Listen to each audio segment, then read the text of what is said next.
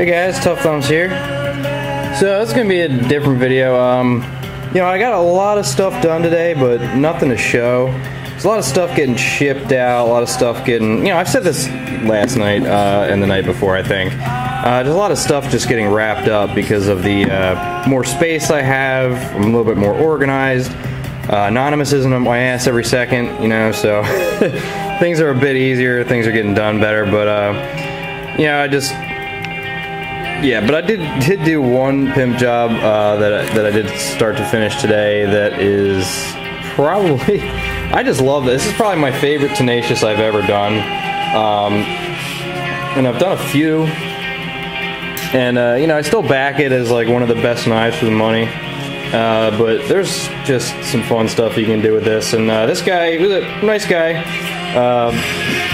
And he called me a few times and I totally never called him back, so I felt a little bad. So I went the extra mile to make this just awesome. So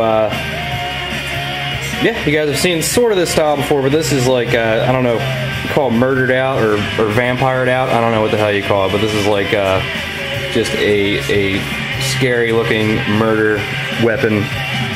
So first off, the blade is just sick, so I'm just going to start off with the blade here. Spyderco Tenatious. Got the bloody drip acid wash, just kind of naturally drips, so it's like nice and satin and like a really dark gray. You can see that it kind of sticks up a little bit. The other side's a little bit more splattery. I know Halloween was a couple days ago, but still. And then the scales, black G10 with red blood drip down it. It's actually turned out a lot better than I thought it would. I was a little bit iffy about it halfway through, but I love it. It looks real nice.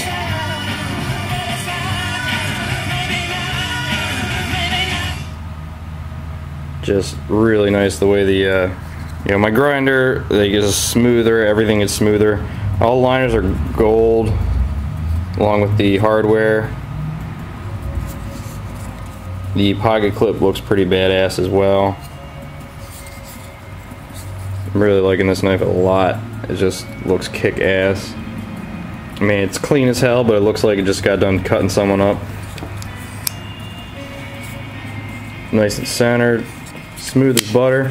It's a little thick. I haven't done this in a while. I forgot that you know, I got to use some thinner black, but it feels really good. It's thinner in this area, but it just kind of tapers a little bit. But it feels amazing. Carries nice in the pocket. I was making sure I carried it a little bit today just to make sure it wasn't too thick. But I even like closed. It looks really cool with those drips exposed, and you can see like parts of the Spyderco logo there, and then like the words right there. That was kind of like a cool little like result. I'm gonna kind of probably do something again like this, but kind of play around with that stuff.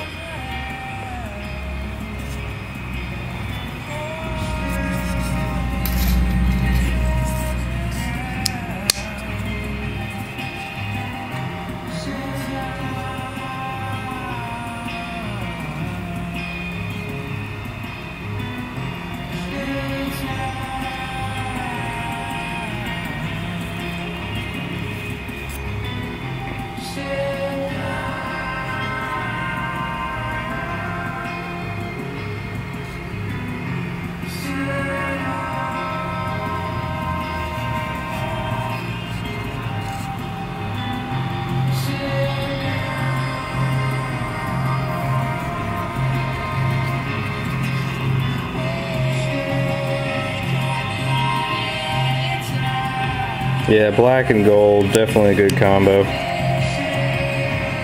I'm real happy with this one. Really happy with it. It's real sick. So, I believe dude owns this. His name is Cannon. Dude, I hope you like this, bro. And you know, thanks for being patient. I apologize for not calling you back.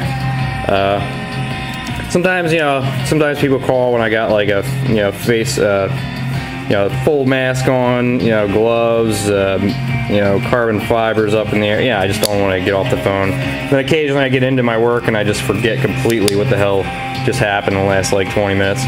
So, you know. But you can see my EDC here. Today I was carrying, of course, and always will be, carrying this Olight S10 baton. Love it to death. I'm probably going to get another one just because this one's going to get beat up real fast. So, and I have one that's not, you know, a backup, I guess. This magnet gets all the steel dust all over it. Yeah, I ground a piece of my finger off today too. That's always fun with the grinder. Haven't done that in a while, but luckily it was a lower grit, so it didn't hurt quite as much.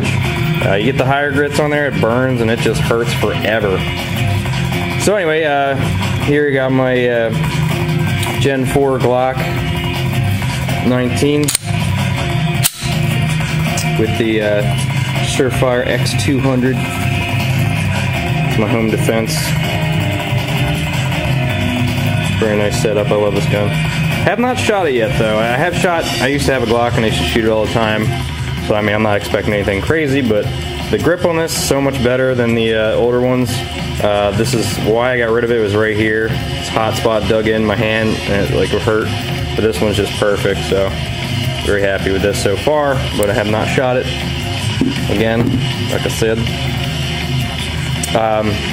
Carrying the Boker Minos today. Cannot say enough good about that knife. It's fucking awesome. Pick one up, guys, if you can. I'm probably just going to be ranting the rest of the video because I have a lot of stuff on my mind and some questions I need to answer because, you know, I get them all the time. First up, guys, this whale shark here, I don't know why I want to sell it, but I just want to get rid of it. It's perfectly new, except for right there, that bottom screw has some scratches on it for me trying to unscrew it, which I could not do. But you know, centering's perfect, smooth as hell. It's got the sheath and the box and everything. I never really used it at all. I'm selling this one for, if you buy it tonight, it will be $225, or you know, text me tonight, or you know, or in the morning. You know, the first person who gets it, PayPal and everything, you know, $225. But if you know, tomorrow will be $250. So I just want to get something else, guys. I kind of sold a lot of my knives, and you know, I don't carry this one often, so I figure I just get rid of it just because, you know, I want the newer one more with the adjustable pivot. I mean, there's nothing wrong with this one at all. It's solid lockup and everything, early lockup, but you know, it just bugs me that the other one's, you know, more with my speed.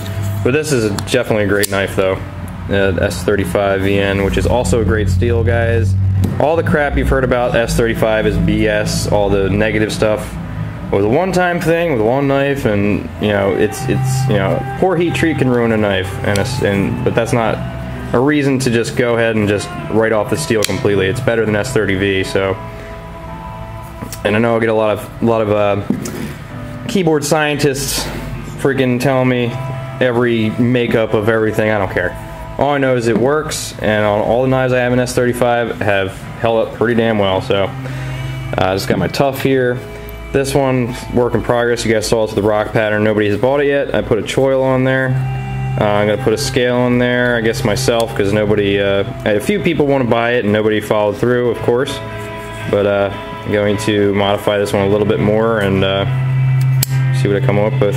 Put a scale on there. Be good to go. And also, this guy never sold either. This Hallmark Bad Blood with the forest green and the acid wash, sharp as hell.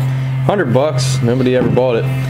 So anyway, so here's the deal. I'm looking at the comments here on my last video, you know, as I do with every video, but this one in particular was like question after question, the same question again and again, and I get a lot.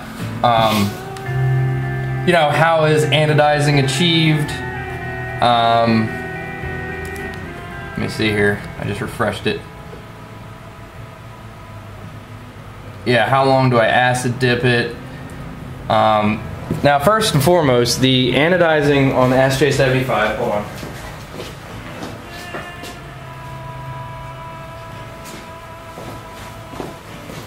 The anodizing on the SJ75, let me explain something, guys. I'm not going to be telling anybody how to do this anytime soon. For one reason, Gavco knows, because he works in his shop, and he's a good guy, he's trustworthy, and I know he's not going to go blabbing his mouth off on how to do it. And it's not me keeping a secret, it's just that Warren Thomas kind of came up with it, something similar to that. It's not exactly the same as Warren Thomas's, but it is something I stumbled across by accident. And it's kind of a thing that he's known for doing. And just like totally going out there and just giving away all of his secrets, it's not something I want to do. I'm not pissed that anybody asked it or anything. I'm not like saying, hey, fuck you for asking.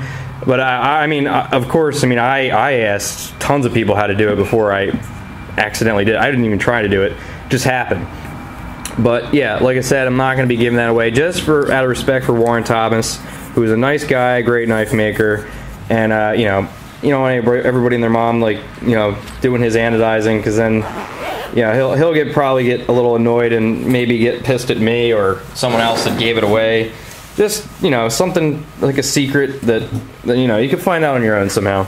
As far as acid washing goes, I sort of keep them in there for 10 to 20 minutes. Just depends on the blade steel and everything. If I sandblast it first, it tends to wash a lot faster. But there are differences. Like the 3V is probably my favorite when it comes to acid wash. It gets like jet black almost. The 8CR 13 MOV also gets a dark black. If you saw this in person, it's like a very, very dark gray. It looks lighter on camera. But this one's not stonewashed at all. You can see it just keeps that nice just flat gray. And it's just really nice. It kind of looks like a coated blade, so it protects the blade as well. This stuff right here, guys, that's nail polish.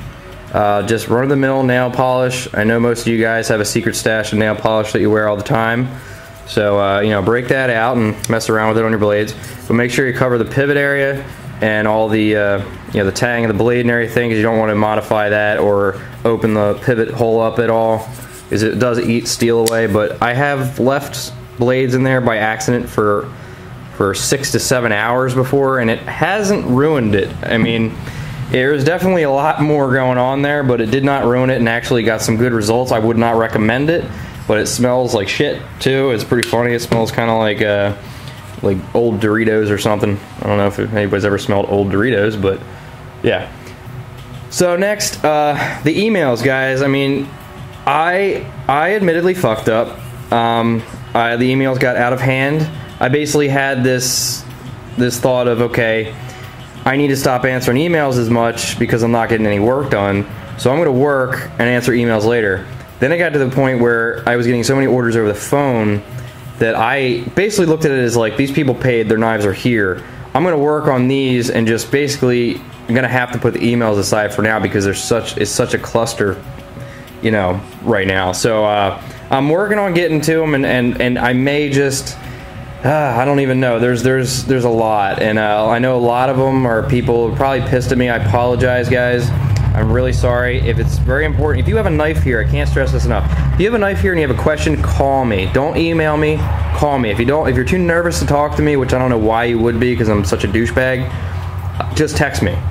And 95% of the time, I will answer a text message.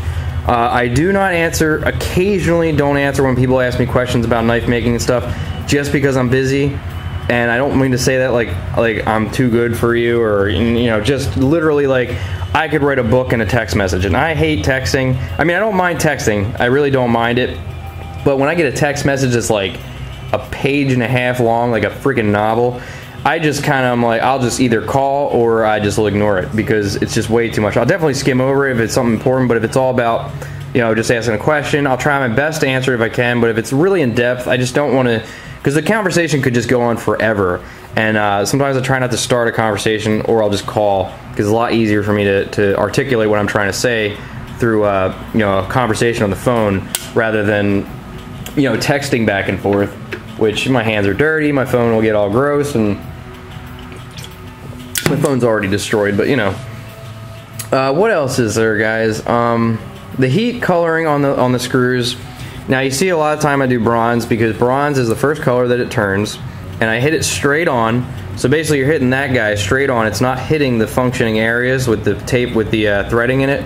So I try to avoid that, and I instantly dip it in Windex, guys. Windex it brings color out and it cleans it at the same time. So if you do any anodizing with heat or any other method, Windex is definitely a great quencher, I guess you'd say, just to drop it in there. It brings the color out a bit. You can also mix it with etching solution if you're going to do it that way or something like that, but it definitely works really well. Windex is great for bringing out color. Now, in the past, I wasn't very good at sharpening knives and sending them back, but that is definitely a past thing. When I send knives back, guys, they're ridiculously sharp now, I promise you that. So there's no worries there. There's occasions where they slip through the cracks. I know Blood and Flowers got one back, and he made a point out of saying it over and over that he didn't sharpen it. I agree with him. He should be pissed off at. He's not pissed, but he definitely made a point out of like, hey, dude, you should not do that. And I know that, and I appreciate him telling me that. But it does slip through the cracks, and it sucks because you get the blade and it looks like this. It's acid washed, and sometimes you just don't see that you didn't sharpen it, and it goes out, and then you're just like, oh shit. But an acid wash blade, it doesn't dull it that much. And when I stone wash an acid wash blade, guys, I put it in there maybe 30 seconds sometimes. Sometimes I'll just switch it around with my hand, like all the media around, and it does enough to give that really nice, like, just like Hoback style. Like, I don't know how he does his. His is a lot messier looking and really sexy, but it kind of gives that same effect. You don't really need, because the acid wash is very prone to scratches, so it instantly does, and it stays like that too. So it's pretty cool. But this video could go on forever. The toads are being, I'm in the process of getting them made right now. The steel, I get my steel from New Jersey Steel Barons, so I ordered the steel last week, and understandably haven't gotten it. I don't know what's going on over there. I know it's like freaking Mad Max apocalypse in New Jersey right now, so everybody's in New Jersey, just stay safe, guys. Hopefully you're prepared for stuff like that. I can't say that I'm always prepared at all. Like I say, I definitely was fixing my bug out bag the day of the storm, so it's just stuff that lays around. You start using stuff, and it's just hard to always be prepared. But I'm making a point out of doing that more since I got my own place now, and So what else I got here, guys? Yeah, so the Tough Toads, I'm thinking a couple months, guys. I mean, it's got to get heat treat and water jet, and those together can take up to a month. Luckily, I get my steel and the water jet combined, because Aldo at New Jersey Steel Baron will do that for you. So basically, send them a blank. They're going to fit it to the CPM 154, and just send them directly to water jet. So that cuts out a little bit of time there, but with the storm and everything, it's going to take longer than I thought, and they're going to be only available on Blade HQ. There'll be a few stragglers here and there. They're going to be special, different, probably more expensive, just because doing it by hand is not easy. But at the same time, with the grinder, it will be a lot easier. So hopefully after this run of 50 that I'm doing for Blade HQ, maybe I could do some where the price is a little lower. I'm trying to do just regular Tough Toads. Like, Tough Toads and War Toads are different. Regular Tough Toads, hopefully A, B again, if I can get it. Better blade shape on it. You guys saw the Damascus one. It'll probably be more along those lines. But yeah, so that's it, guys. And everything's cool with the storm. I was fine. I appreciate everybody asking. Nothing bad happened, thank God. Like, for once, I usually get hit pretty bad when it comes to stuff like that. So yeah, my cell phone seems to be working, but the reception is not nearly as good as it used to be when I moved in.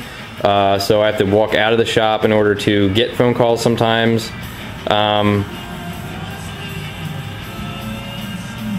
So yeah, yeah, guys, so I apologize for any longer wait because of the storm and me being sick, but it happens. You have something here, trust me, I'm on it.